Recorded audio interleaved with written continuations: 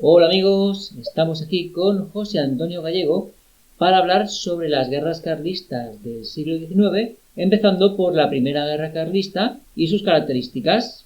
Hola José Antonio, ¿qué tal estás? Muy bien, José Miguel, muy agradecido a tu invitación. Pues vamos allá. Muchas gracias. Bueno, después del vídeo anterior que tuviste la amabilidad de entrevistarme, hablamos de lo que era y que no era el carlismo y quedaron, lógicamente, en un aspecto de un proceso tan importante que ha ocupado casi 2 siglos de historia de España, lógicamente tiene muchas facetas y muchos aspectos del que hablar. Un aspecto tal vez siempre el más llamativo, el que la gente más recuerda, es el aspecto militar del carlismo. Sobre todo asociado a la última guerra, la guerra civil del 36-39, el tema de los requetés, es algo que está muy en la memoria colectiva de la gente, o de las pocas cosas que del carlismo quedan en la memoria colectiva de la gente. Por eso yo creo que es importante hablar de ciertos aspectos militares.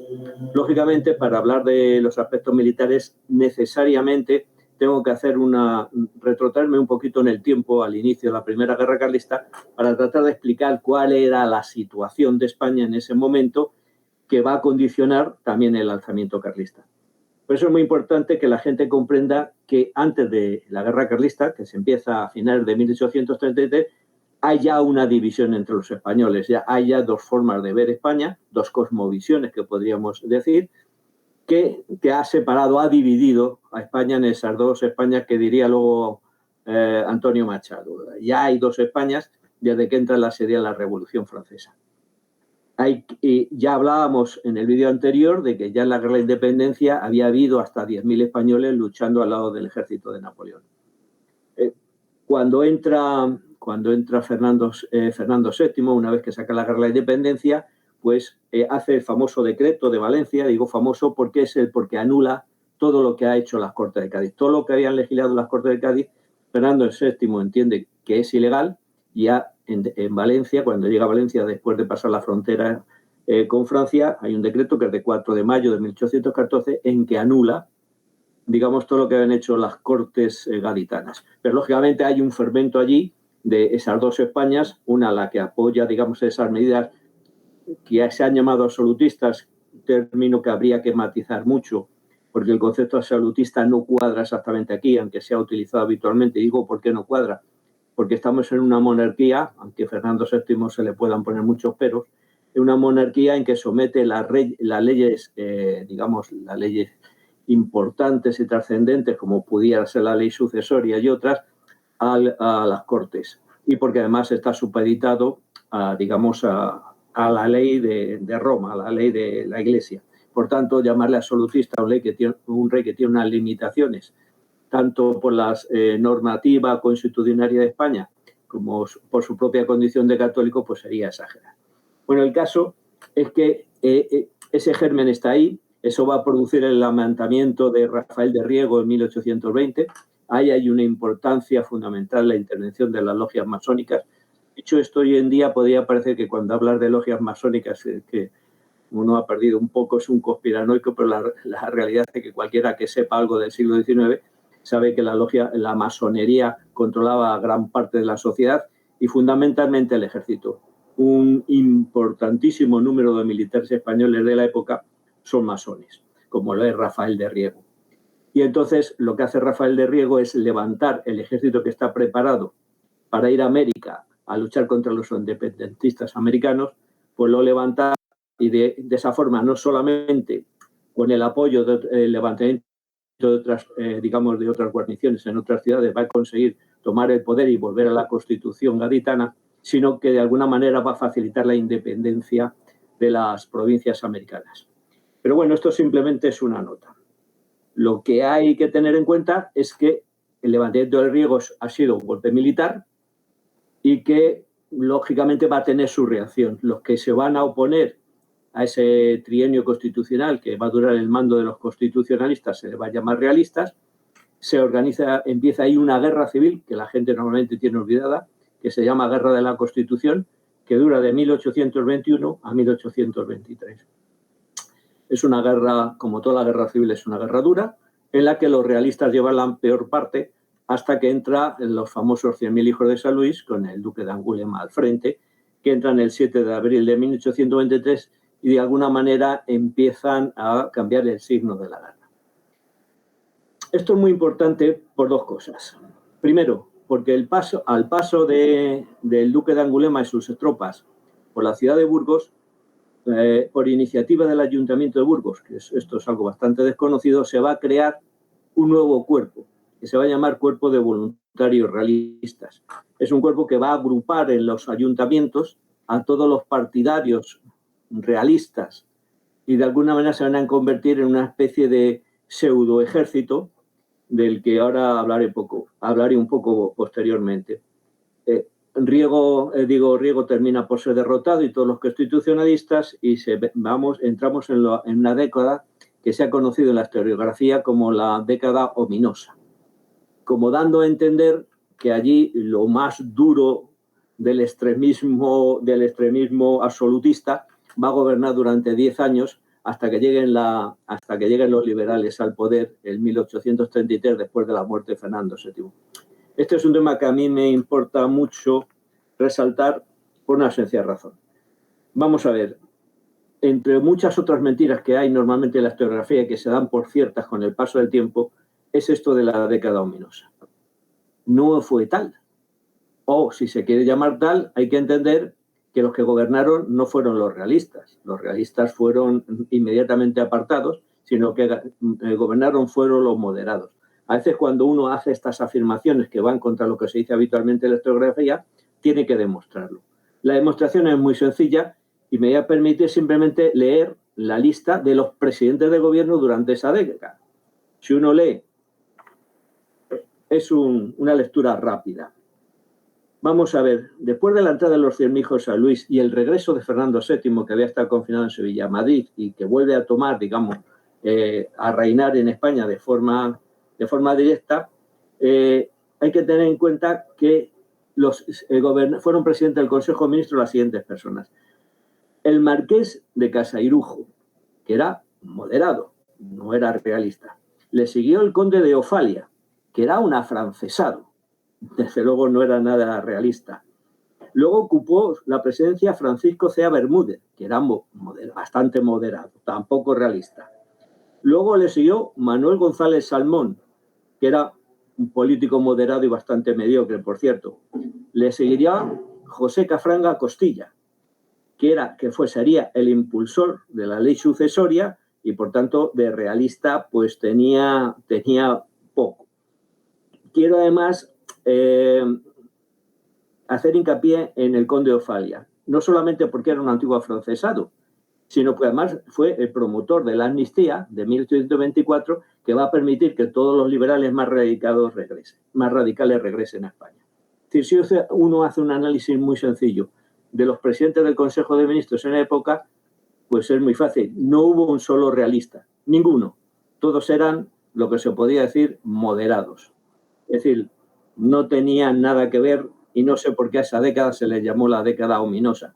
Porque si se persiguió a los liberales exaltados, los persiguieron los liberales moderados, nunca los realistas. De hecho, los realistas se sintieron tan desplazados del poder que incluso protagonizaron un levantamiento que ha pasado a la historia como el levantamiento de los malcontents en 1827. Dicho todo esto, hay que entender que todos esos gobiernos, sobre todo cuando se va aproximando, se va vislumbrando la muerte de Fernando VII, ¿qué es lo que hace? Que esto es lo que ahora también me interesa subrayar para el tema que vamos a hablar. ¿Qué es lo que hacen? Una depuración radical de militares. Del ejército son depurados absolutamente todos los militares que eran sospechosos de ser simpatizantes de don Carlos. Se depuran todos. Entonces, esto es muy importante tener en cuenta porque cuando se produzca el levantamiento carlista, resulta que los militares que se van a sumar a ese levantamiento va a ser siempre a título personal. No van a tener ninguno mando en tropa. Luego, todas las tropas profesionales del ejército español van a quedar en el mando liberal porque todos los jefes sospechosos de carlismo han sido depurados. Han sido normalmente lo que se les mandaba de cuartel, es decir, se los confinaba en una determinada ciudad.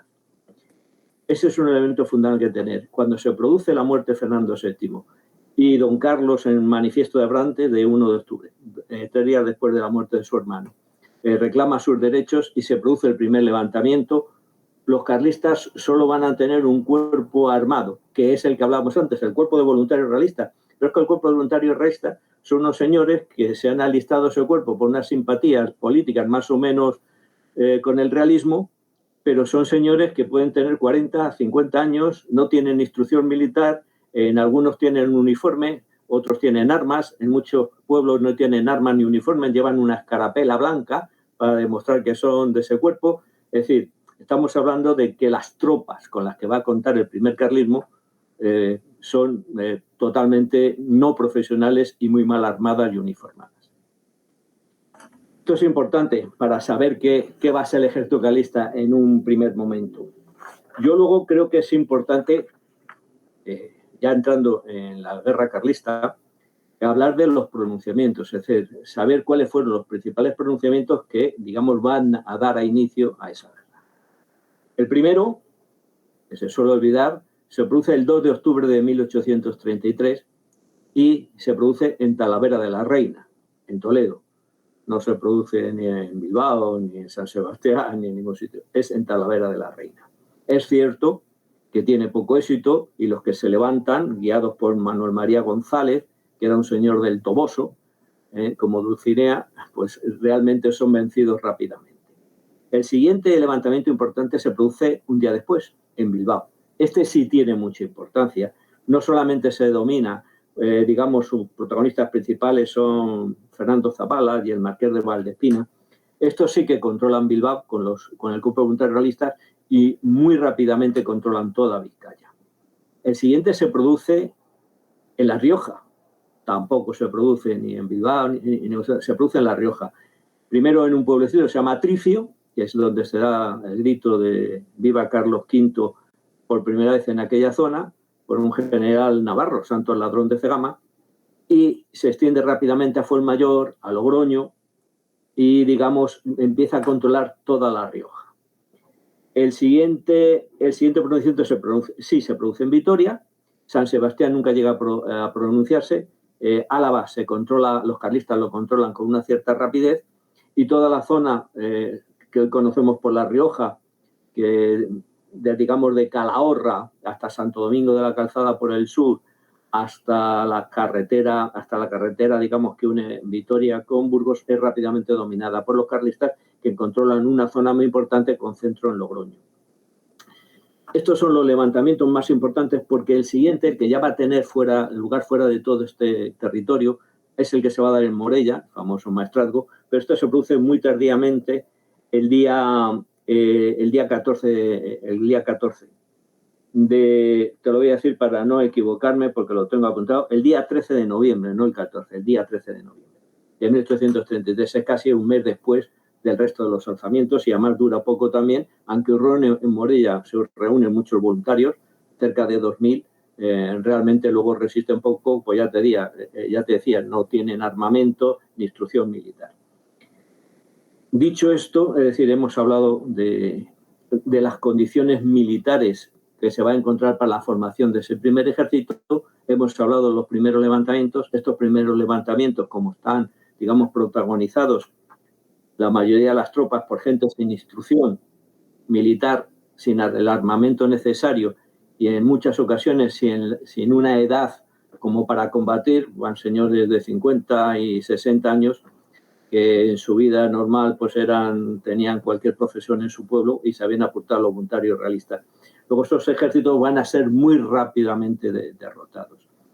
El ejército, digamos, gubernamental moviliza el mejor ejército que había entonces en España, que era el que estaba en la frontera de Portugal. Se llamaba el Ejército de Observación de la Frontera de Portugal.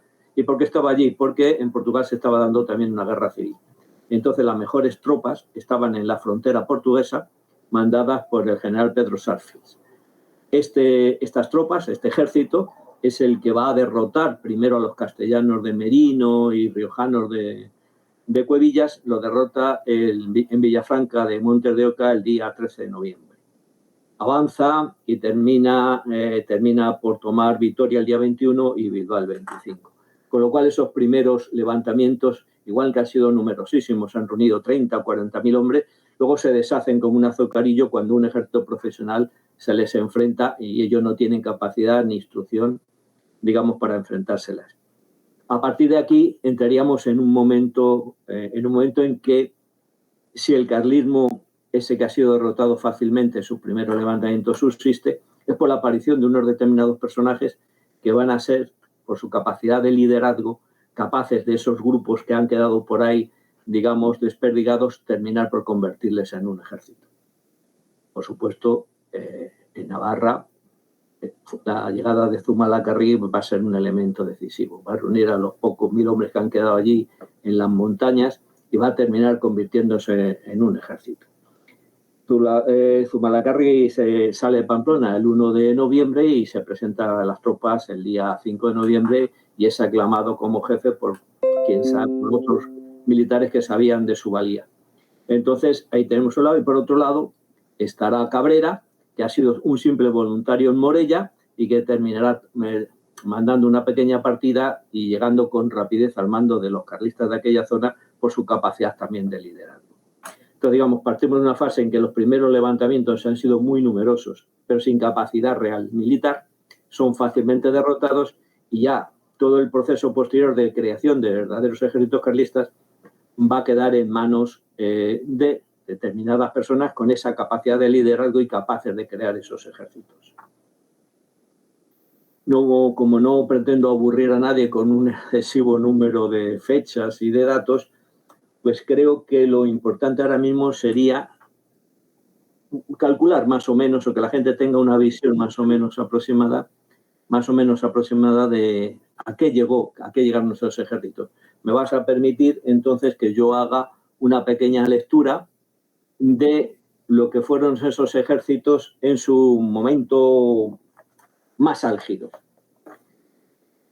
Tengo aquí unos datos, son sacados de un historiador liberal, Antonio Pirala, o sea que no creo que ofrezca ninguna duda. Son años de 1836, ya muerto Zumalacárregui, pero sin embargo el ejército, digamos, carlista del norte, digamos, no ha perdido importancia. Ha perdido a su gran general, pero no ha perdido importancia. Entonces, hay un documento que publica este historiador del 19, Antonio Pirala, en que hace un repaso de esa reorganización a final de 1836, de lo que sería el ejército carlista.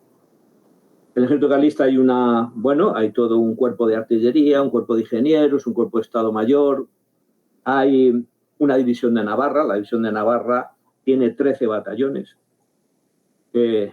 algunos le pasarían a la historia como el tercero Navarra, que llevaría el famoso sobrenombre del Requeté, que luego ha pasado a la historia. Había una división de Guipúzcoa, que a pesar de lo pequeñita que es la provincia de Guipúzcoa, tenía 8 batallones. Una división de Vizcaya, con 8 batallones también. Una división alavesa, que tenía 6 batallones. Una división cántabra, que tenía 3 batallones, solo formado con voluntarios de Cantabria, de la actual Cantabria. Y una división castellana. Es importante, me voy a detener un poco en la división castellana, porque la división castellana en este momento de reorganización solo tiene 5 batallones. Primero, segundo, tercero, cuarto y el de granaderos. La división de castellana había llegado a tener hasta 22 batallones. Lo que pasa es que es la división que continuamente se ha enviado a expediciones y ha sido la más castigada y continuamente se han estado reorganizando sus batallones. Luego hay una brigada en el norte, no solo hay una brigada cántabra, una brigada castellana, hay una brigada aragonesa valenciana, formada con voluntarios de Aragón y de Valencia, que tiene hasta 3 batallones. Luego, la caballería, es muy importante hablar de la caballería. La caballería tenía hasta 4 regimientos de 3 y 4 escuadrones. Y digo que es importante porque esos regimientos de caballería que están en el ejército del norte, sea peleando en Navarra y Vascongadas, el 75% de sus jinetes eran castellanos. Eso es muy importante, es decir, estamos hablando de un ejército muy importante, con varias divisiones, con muchos batallones y con muchos hombres. Se calcula en 30 o 40.000 hombres los que estaban en armas constantemente en el norte. Voy a ir a otro historiador, para hablar de lo que fue el ejército catalán también en su en su momento más álgido. El ejército catalán tuvo una división de Gerona, tuvo una división de Lérida, una división de Manresa, una división de Tarragona y sumó alrededor de 25.000 hombres siempre. Luego, el ejército del Maestrazgo, también hay que hablar de él, voy a otro historiador. Ya te digo, paso sobre esto con una cierta rapidez, pero en el ejército del Maestrazgo, el que organizó Cabrera, tenemos que también en su época mejor, 1837, 1838 en este caso, tenía una división de Tortosa con 5 batallones, una de Valencia que tenía 6 batallones, la del Turia que tenía 4 y la de Aragón que tenía hasta 8 y 9 batallones, aparte de unos 2.000 caballos. Es decir, estamos hablando de un ejército que tanto en el norte como tanto en Cataluña como en el Maestrazgo, tenían una importancia importante, digamos, perdonar la redundancia. Eran ejércitos serios, bien formados y organizados. Y a ellos hay que sumar, por ejemplo, todas las partidas de la Mancha. En la Mancha hubo muchas partidas. Cuando hablamos de partidas, hubo algunos guerrilleros que llegaron a reunir 1.000 hombres. O sea, no estamos hablando que van con 10 o 12, sino con 1.000 hombres. Yo creo que dicho esto, digamos este dato, podemos pasar ahora a lo que podríamos llamar los momentos álgidos del carlismo, explicar cuándo se pudo ganar la guerra y por qué se perdió. Vamos a ver, hubo un momento muy importante que fueron los famosos sitios de Bilbao, importante que fueron hasta 3, importantes porque todo el mundo sabe que Zumalacárregui fue herido en uno de ellos y al final murió. Pero no fue un elemento decisivo. Podría haber sido un elemento decisivo para el desarrollo de la guerra si se hubiera tomado Bilbao. Pero el no haberlo tomado tampoco afectó demasiado.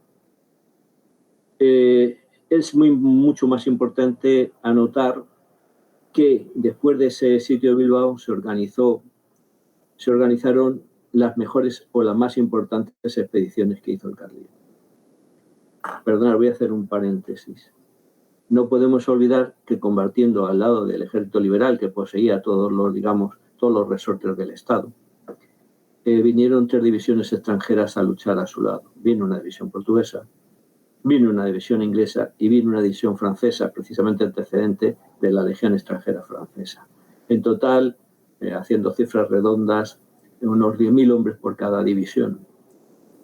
Fueron derrotados siempre por los carlistas, los portugueses en Zambrana, los ingleses en la famosa batalla de Oriamendi y los franceses en la batalla de Huesca y Barbastro.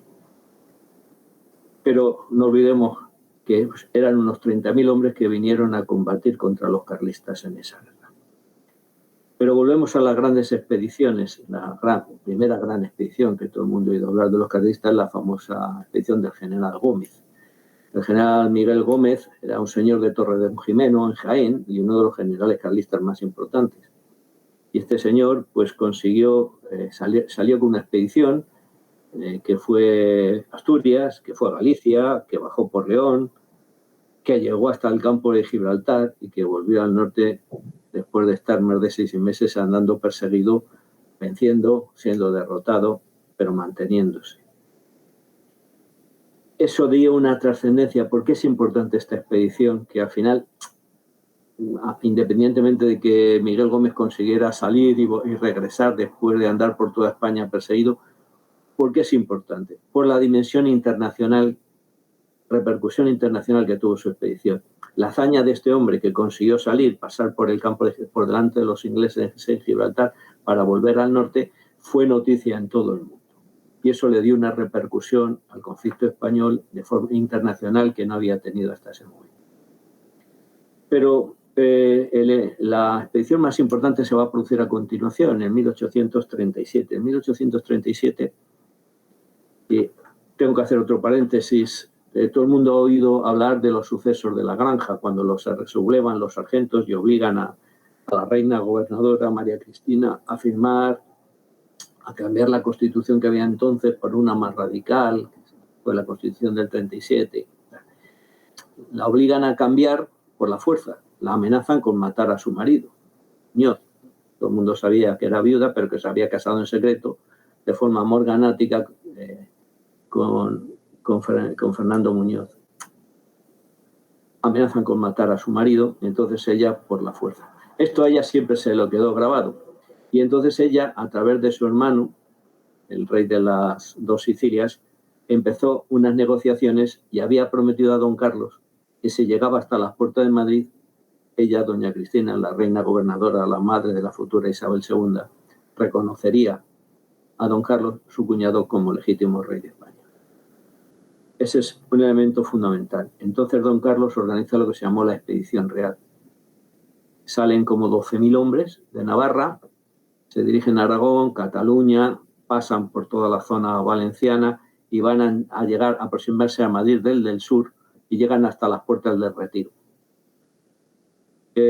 Interesante no solo porque llegan a las puertas del Retiro, donde además Cabrera, que mandaba la vanguardia, que se les había unido al pasar por el Maestrazgo, Cabrera, que mandaba la guardia, derrotó a las pocas tropas que quedaban allí defendiendo la capital de forma sencilla. Durante esa expedición había habido grandes batallas, grandes victorias carlistas, en Huesca, en Barbastro, grandes derrotas en Guisona, en Chiva, y una de las grandes victorias icónicas del carlismo, que fue la famosa batalla del Villar de los Navarros, donde los carlistas tuvieron 100 bajas y los cristinos 3.000, lo cual la idea de la victoria importante. Bueno, pues ese ejército llega a las puertas de Madrid, se establecen en el pueblo de Vallecas y sus avanzadas llegan hasta el Retiro. Y en un momento dado, cuando todo el mundo piensa, sobre todo dentro de las filas carlistas, que van a entrar en Madrid, pues resulta que se dan media vuelta y se retiran. Y esa ha sido siempre una de las grandes discusiones que había pasado a que los carlistas no entrasen en Madrid, que la tenían a su disposición. Bueno, pues hay muchas teorías. Una es que como la reina gobernadora María Cristina no había cumplido su promesa de salir a recibir a don Carlos y reconocerle como rey, pues que don Carlos pues no quiso entrar por la fuerza en la que él entendía que era la capital de su reino. La verdad es que independientemente de que esto pueda tener una parte de verdad, hay un hecho militar que no se puede olvidar. Y es que estaba Espartero, y Espartero venía hacia Madrid, había estado persiguiendo a la expedición real, luego se había acercado a Madrid porque se había aproximado a la expedición Zaratiegui, de la que ahora hablaremos un poco, y digamos, sabía el jefe de Estado Mayor de don Carlos, que era Vicente González Moreno, sabía que entrar en Madrid sin vencer primero a Espartero era una especie de suicidio. Entonces todos pensamos que lo que pretendió la expedición real al retirarse de las puertas de Madrid fue salir a buscar a Espartero para derrotarle antes de que llegase a Madrid. De hecho, tiene un enfrentamiento cerca de Alcalá de Henares, que no llega a ser el enfrentamiento, que es uno de los grandes enigmas de la historia, porque entonces los carlistas no se enfrentaron, sino que se retiraron delante de Espartero. Bueno, eso lógicamente causó un grave daño moral a la causa carlista, esa retirada que nunca se ha entendido demasiado bien, cuando la idea parecía por los movimientos estratégicos que la idea era enfrentarse a Espartero antes de que llegase a Madrid. Se adelantó Espartero, les pilló desprevenidos, es un tema que no es para este vídeo porque sería darle muchas vueltas. Lo cierto es que la expedición real se retira otra vez hacia el norte, se reúne en Burgos con la expedición Zaratiegui. La expedición Zaratiegui era una expedición que había salido también del norte buscando digamos de alguna manera, atraer tropas sobre ella para que dejasen de perseguir a la expedición real y que la expedición real pudiese llegar a Madrid. Y entonces la expedición Zaratiegui llega hasta Las Rozas, tiene un enfrentamiento, una escaramuza incluso en Las Rozas. O sea que Zaratiegui llegó hasta Las Rozas y la expedición real llegó hasta Vallecas. Con lo cual, bueno, se puede entender que fue un momento muy importante en el desarrollo de aquella guerra. Hay que hablar un poquito de la expedición Zaratiegui. La expedición Zaratiegui es importante porque, no por su objetivo, que era distraer tropas, sino porque durante meses va a controlar toda Castilla. Zaratiegui no solo toma Lerma, toma Aranda de Duero, sino que toma Segovia. los primeros días de agosto de 1837. Se establece, entra en Segovia y conquista Segovia con bastante facilidad. Entonces, él consigue, establece incluso un hospital en Santo Domingo de Silos y consigue que toda esa parte de Castilla llegue a ser carlista. Se une luego a la expedición real que viene de retroceso desde Madrid y todas las columnas carlistas que habían perseguido esas dos expediciones se van a enfrentar a ellos en una batalla decisiva que, a pesar de la diferencia de número, es decir, que los carlistas pusieron en juego unos 10.000 hombres y los cristinos más de 20.000. Bueno, la lucha quedó de todas maneras bastante equilibrada, pero lógicamente los carlistas estaban bastante tocados y terminaron por retirarse. Entonces estamos hablando de un momento decisivo, es la no entrada en Madrid, la derrota de la batalla que se conoce como la batalla del Pozo de Guadalajara, en que los carlistas se retiran ante Espartero, y luego la derrota que tienen ya en Burgos. La llegada al norte, además, pues, digamos, sembró bastantes discordias, porque don Carlos hizo, al llegar a su territorio, vamos a decir así, un manifiesto que se conoce como el Manifiesto de Arciniega, en el que da a entender, no sabemos por qué influencia, da a entender que ha habido traiciones interiores, y entonces esto va a avivar, digamos, las luchas internas del carlismo. Tomas el elemento fundamental posterior que va a determinar ya la derrota en esa guerra del carlismo, que en ese momento podía haber ganado, es la destrucción de otras dos expediciones posteriores, que son la destrucción de la expedición que mandó don Basilio Teo García, un riojano de un pueblo que se llama Ventosa, que había sido nombrado comandante de Toledo y Ciudad Real, y que llega a Toledo y Ciudad Real para hacerse cargo del montón de partidas y de jefes que hay allí y tratar de buscar un foco de guerra activo al sur de Madrid, en la zona de La Mancha. Será derrotado y, bueno, y sus tropas, digamos, de alguna manera terminarán mal dispersas, y con muchísimos prisioneros. Él terminará por pasando al Maestrazgo a unirse a Cabrera. Y luego otra expedición que sale ese mismo año, que es la que manda el conde de Negri. El conde de Negri tenía la misión de sostenerse en Castilla, al norte de Madrid, mientras que don Basilio estaba al sur. El conde de Negri permite también, por ejemplo, que Jerónimo Merino incluso empiece a construir una fortaleza en la Sierra de las Mamblas, y digamos, pero al final también es perseguido y derrotado, en este caso por Espartero. Tenemos entonces dos momentos fundamentales, que es el fracaso de la expedición real ante Madrid y el fracaso de las dos expediciones, formadas todas por batallones carlistas castellanos, por cierto, que son destrozadas, digamos, una en la Brújula y otra en Extremadura. A partir de ahí empieza el declive del carlismo, se avivan las guerras internas, empieza a fraguarse lo que sería el Convenio de Vergara, y eso no se firma el Convenio de Vergara, que aunque se llame Convenio de Vergara y lleve fecha de 31 de agosto de 1839, en realidad no se firmó en Vergara y se firmó 2 días antes. Vergara, digamos, donde se escenificó, lo que se había firmado previamente por algunos jefes. Pero aún así, Cabrera sigue luchando en el Maestrazgo. Se le unen bastantes castellanos, que manda en este caso don Basilio no, sino Juan Manuel Martín de Balmaseda, que digamos no han querido acogerse al Convenio de Vergara y van al Maestrazgo a combatir. Para no aburrir mucho, pero dar una dimensión de lo que fue aquel proceso, solamente voy a hacer unos datos, ya digo, con los que no pretendo aburrir demasiado. Y es el número de exiliados. El número de exiliados se puede calcular. Vamos a ver. Después del Convenio de Vergara pasaron al exilio por el norte, gente del norte, pasaron al exilio unas 6.000 personas. No vamos a hacer ahora la diferencia de categorías. Unas 6.000 personas. Con Balmaseda, que era este castellano que se había negado a acogerse al Convenio de Vergara y había de unirse a Cabrera, pasarían posteriormente, ya en 1840, casi un año después del Convenio de Vergara, pasaron otros 2.000. Y con Cabrera, que pasa por Cataluña, Tengo un trabajo de un amigo mío, H. Asin, profesor de Historia de la Universidad de Zaragoza, muy minucioso y que me voy a permitir también leer, porque creo que es interesante, porque aquí sí están desglosados quién eran unos y quién eran otros. ¿No? Estamos hablando de los que pasaron al exilio en 1940, cuando Cabrera cruza la frontera. La lista es la siguiente. Ministros, tenientes generales y obispos, 13.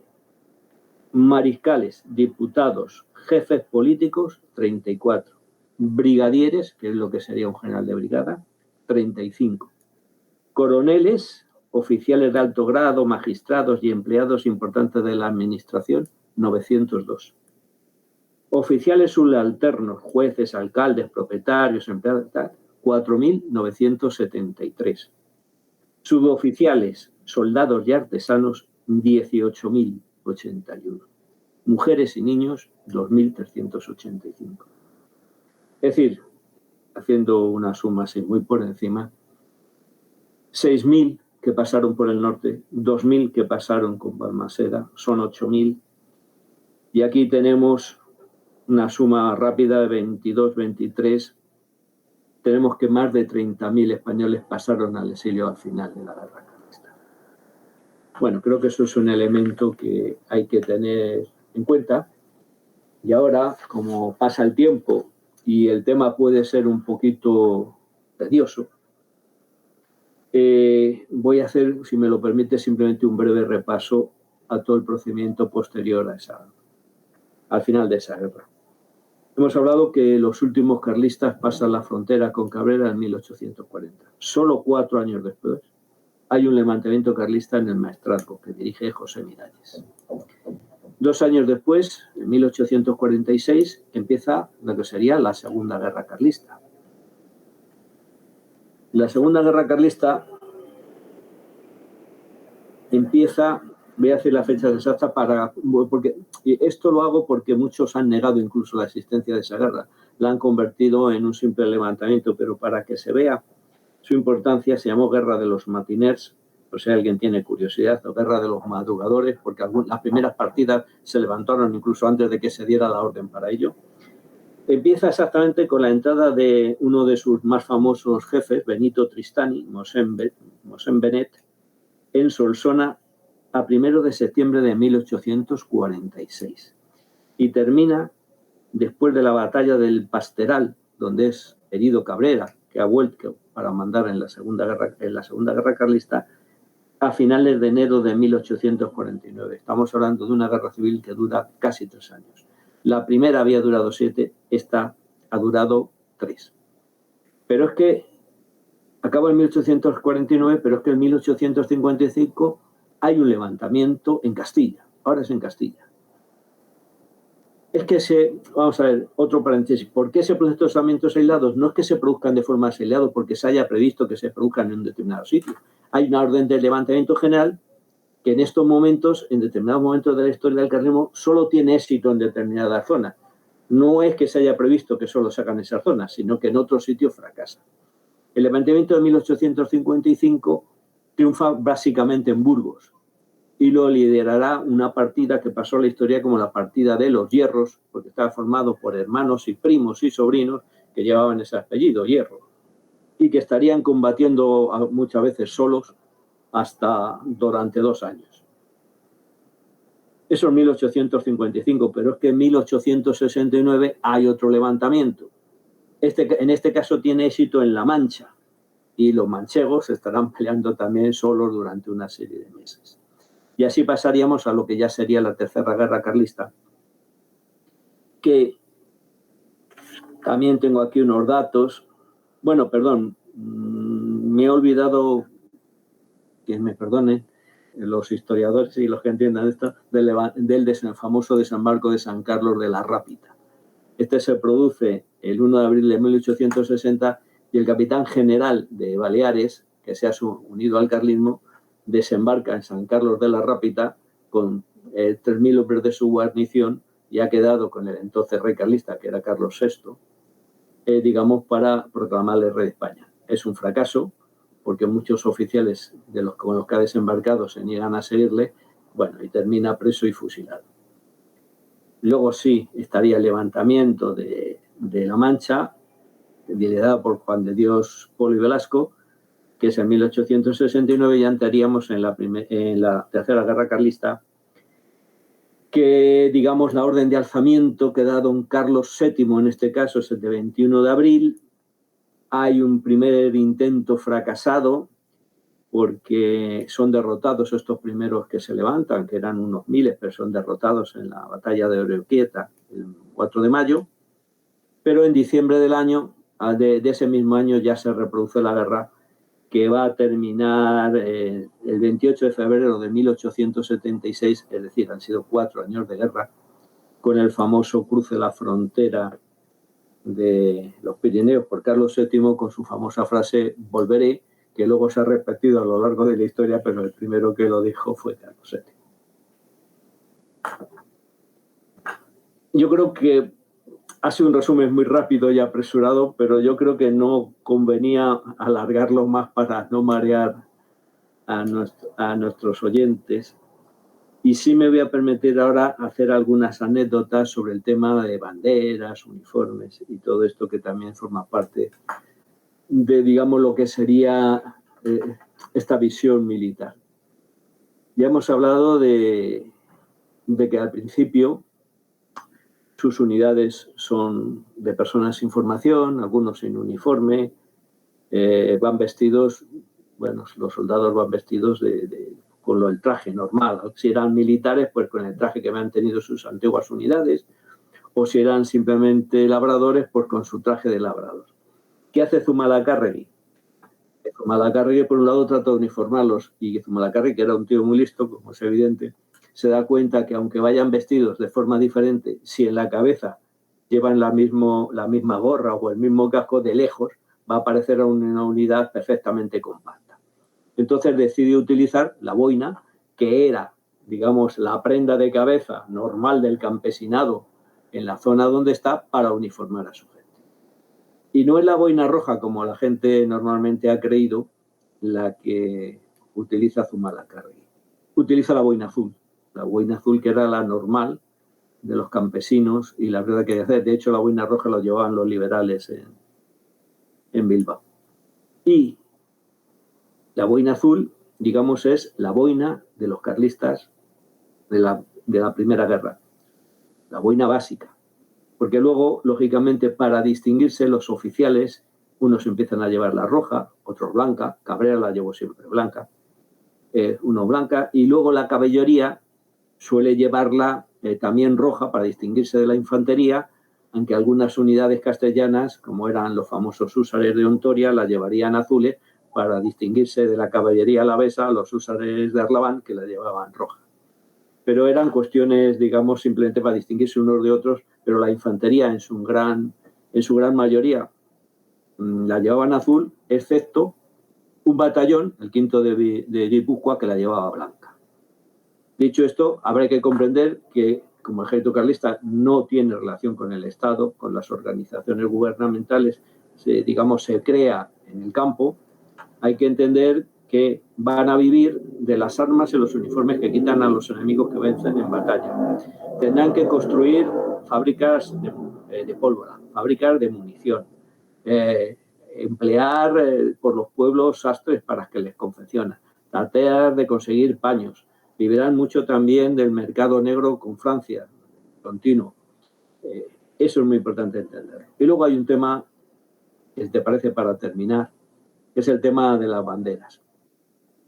He visto incluso en algún óleo de pintores afamados a los carlistas utilizando la bandera roja igual, o utilizando la bandera de la Cruz de Borgoña en el siglo XIX. Bueno, esas dos son dos barbaridades históricas.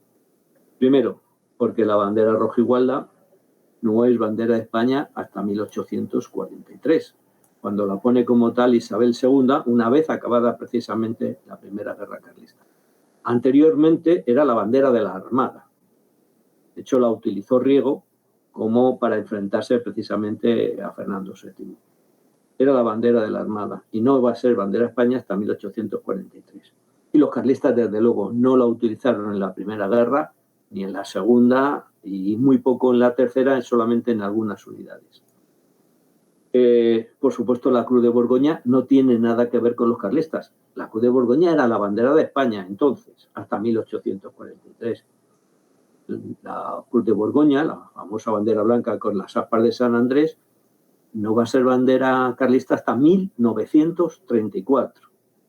¿Por qué? Porque en 1934 falla la Segunda República y entonces el entonces jefe del Requeté, que es una organización clandestina, militar clandestina, convoca un concurso para diseñar un pin para ponerse a los miembros del Requeté y se reconozcan entre sí. Y entonces, bueno, pues en ese concurso lo gana un diseñador, sabía el nombre, no me quiero confundir. Bueno, el caso es que Burgalés, un diseñador burgalés, que decide rescatar la antigua bandera de España como emblema para esa organización clandestina que es el Requeté. Pero estamos hablando de 1934. Luego, poner esa bandera en manos de los carlistas en el siglo XIX es una aberración histórica. Igual que poner la bandera de España en manos de los carlistas o de los liberales durante la Primera Guerra. Es otra aberración histórica. Dicho esto, yo creo que ya si tienes alguna pregunta, pues estaré encantado de contestarla. Entonces, en la Primera Guerra Carlista estuvieron a punto de ganar los carlistas. Sí, claro, sí, eso sí. habría sido decisivo para la historia de España. Totalmente. Porque no habrían ganado los liberales y no habrían destruido el antiguo régimen y no habrían impuesto los valores y las organizaciones y estructuras propias de la Revolución Francesa, que aquello fue, pues, fue algo verdaderamente antinatural, deshumano y que nos ha traído hasta este punto. O sea, todos los males que tenemos ahora vienen de ahí, de la Revolución Francesa, del progreso, el progresismo, y hemos terminado en este punto donde el Estado es absolutista de verdad, donde el Estado es absolutista de verdad y los individuos no valen nada. Nos tienen aquí engañados con una falsa democracia, cuando en el antiguo régimen el pueblo tenía más democracia y más libertad que el que tenemos ahora. Entonces, ¿podrías ahondar un poco en lo crucial que fue aquella derrota? Sí. Vamos a ver, estoy totalmente de acuerdo contigo. España hubiera sido diferente si el carlismo hubiera ganado. Que el liberalismo ganase aquella guerra tuvo implicaciones, como tú dices, sociales y filosófico-políticas totalmente. Pero para que centrarnos en un ejemplo concreto, para que la gente comprenda toda la importancia que tuvo, hay que decir que, por ejemplo, lo que hoy nosotros conocemos como las provincias que nosotros estudiamos, bueno, y luego las posteriores autonomías, que es otra aberración, en realidad nacen de ese régimen. Es en 1833 se crea un ministerio, el Ministerio de Fomento, que lidera un ministro Javier de Burgos Olmo, simplemente para reestructurar España por provincias al estilo francés, que había destruido todo el contexto histórico de Francia. Napoleón había destruido todo el contexto histórico. Lo que había hecho cuadricular Francia en departamentos a los que, para que nadie se acordase de lo que habían sido, les puso nombres diferentes, normalmente de ríos o de montañas, a imitación de ese modelo francés, que lo único que buscaba era el centralismo, controlar todo a base de unos delegados en esos departamentos. Aquí en España se pretende hacer lo mismo. Entonces se hace la división provincial que luego hemos conocido nosotros, porque nosotros hemos nacido en pleno liberalismo y muchas veces no hemos sido conscientes de lo que había antes. Toda la estructura administrativa que se crea en esa época la hemos vivido, pero se crea el concepto del gobernador civil, que se llama entonces delegado político, y se estructuran las provincias exclusivamente para poder ser controladas de Madrid por medio de una persona de confianza que va a ser destinado a ocupar ese puesto y que va a tener amplios poderes. Esa reestructuración supone la creación de provincias nuevas. Vamos a ver, lo que hoy conocemos como Cantabria no existía. Lo que hoy conocemos como La Rioja no existía. Valencia, como era estrechita, decidieron quitarle parte a Cuenca. Y hoy tenemos la aberración de que hay zonas de Valencia en que son castellano hablantes y no van a hablar nunca valenciano. Y estando dentro de la misma comunidad, resulta que hablan diferente. Es decir, las consecuencias a todos los niveles han sido brutales. Y nosotros, por haber nacido entonces, con ese proceso ya consolidado de alguna manera, no nos hemos dado cuenta de efectivamente hasta qué punto ese Estado centralista nos ha controlado y hemos perdido una serie de libertades esenciales que se reconocían y que ahora mismo nos engañan con el concepto de esa democracia, que es una manipulación también. Porque la democracia que conocemos hoy no es la democracia originaria que se funda en Grecia. Nosotros conocemos una democracia, digamos, que está basada en unos elementos que ya hablábamos el otro día en el concepto del sufragio universal, que es una aberración, o la ausencia del mandato imperativo. Es decir, vivimos en una aparente, se nos ha quedado una aparente libertad cuando solamente siempre somos objeto de manipulación para votar de un determinado partido que va a convertirse en poder, no en nuestro representante en poder, para hacer lo que quiere. Y eso lo perdimos, se perdió realmente la Segunda y la Tercera Guerra Carlista. Ya, digamos, el liberalismo había crecido mucho en España y realmente no tuvo oportunidad, sobre todo la Tercera Guerra Carlista fue fuerte en un primer momento, justamente hasta que fue fuerte porque estaba Don Amadeo cuando empieza la Tercera Guerra Carlista. Entonces, bueno, los carlistas lo tenían muy fácil, salieron a pelear contra el extranjero. Abajo el extranjero, viva España, abajo el extranjero. Pelearon contra Amadeo. Cuando Don Amadeo se va en 1873, pelean contra la República. Luego todos los monárquicos españoles, tal. Pero luego hay un elemento que les destroza, que es la restauración con Alfonso XII. Ahí empiezan los carlistas a perder la Tercera Guerra. Y entonces realmente se puede decir que nunca tuvieron oportunidad. Pero la Primera Guerra sí. Primero, porque los carlistas eran prácticamente el 70% de la población.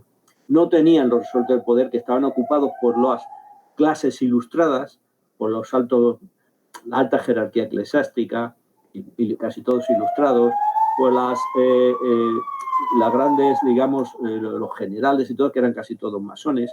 Entonces había unas élites que, curiosamente, en el siglo XIX esas élites eran lo que hoy llamaríamos de izquierdas, cuando la base, el pueblo, la gente del campo, los artesanos, pues eran todos realistas y monárquicos, sobre todo porque eran personas religiosas que tenían una fe en la que creían. Esa España, digamos, muere precisamente al perder los carlistas, o empieza a morir al perder los carlistas en la Primera Guerra. Si los carlistas hubieran ganado esa guerra, si al final Don Carlos hubiera entrado en 1837 en Madrid y hubiera derrotado a Espartero, España hubiera sido de frente. Hoy, sin embargo, en Madrid tenemos la calle Príncipe de Vergara y la estación del metro Príncipe de Vergara, que la gente cuando pasa por la estación dice: hombre, ¿quién sería el Príncipe de Vergara? Nadie sabe quién es el Príncipe de Vergara, pero tiene su gran monumento Espartero, que era el Príncipe de Vergara.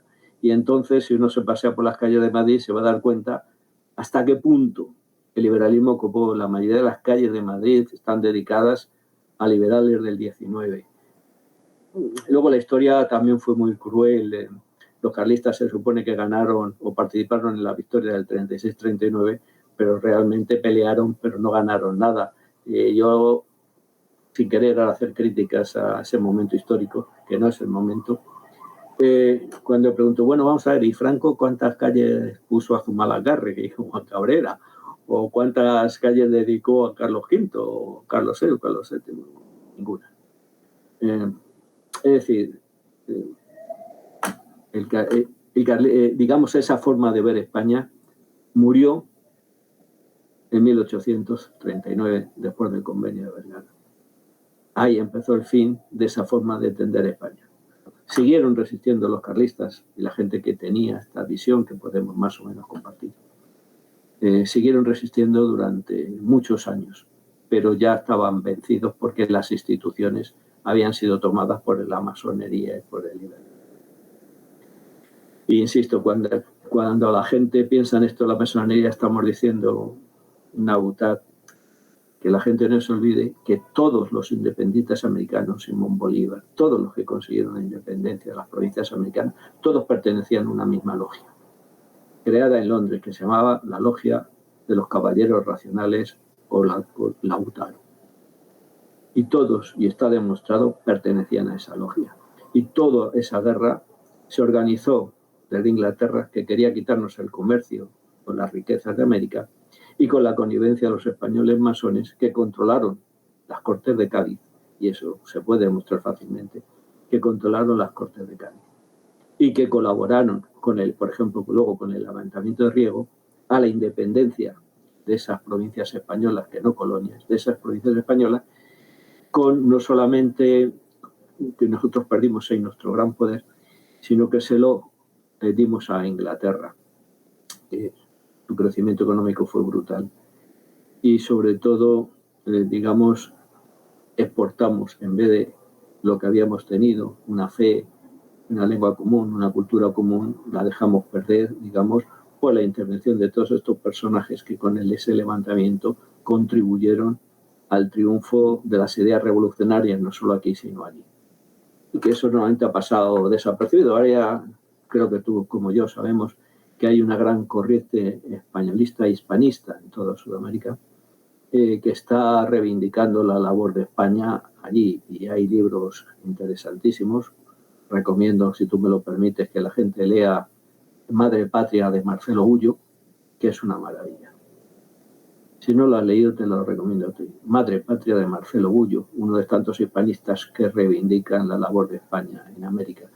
Y ponen de manifiesto con muchos datos la labor subterránea de los ingleses para que nosotros perdiéramos allí nuestras provincias con la connivencia de los masones españoles. Pues muchísimas gracias, José Antonio. Ha sido un placer. Pues en una próxima entrega continuaremos hablando sobre el carlismo y nada, pues les emplazo para la próxima. Un saludo, hasta la próxima, amigos. Hasta luego, muchas gracias.